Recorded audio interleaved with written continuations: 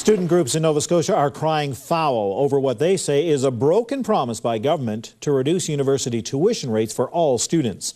Dalhousie's student union president says the government is now promising the break to Nova Scotia students only. That leaves out-of-province students out of luck. Global's Tori Gass has the details.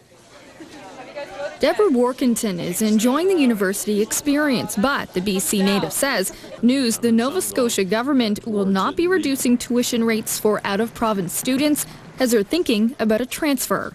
Yeah, actually it does, and UBC is really close to where I live. I could go there, you know, and it's much cheaper. And Dalhousie's student union president says in 2006 the Conservatives promised to reduce tuition rates for all students to the national average by 2010. But now they say that reduction only applies to students from Nova Scotia. It's what we can do at the present time within our fiscal envelope.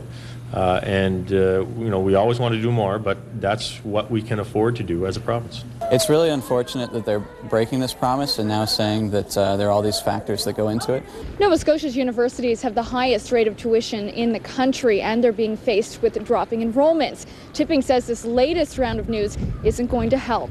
Tim Outhet with the Halifax-based think tank Nova Knowledge says Nova Scotia needs to do more to attract students from outside the province and the country. But reducing tuition for all students is not the only solution. He says the universities themselves need a boost. Well, I think the universities are in a hard situation. They want to keep the students coming. They're faced with dropping enrollments in some programs. They have aging infrastructure, yet they're forced to be competitive. So yes, they need more support from the government. Workington says the province is being unfair and says students from other provinces may think twice before studying in Nova Scotia. it brings into the question, is it worth it, you know? I could just stay at home.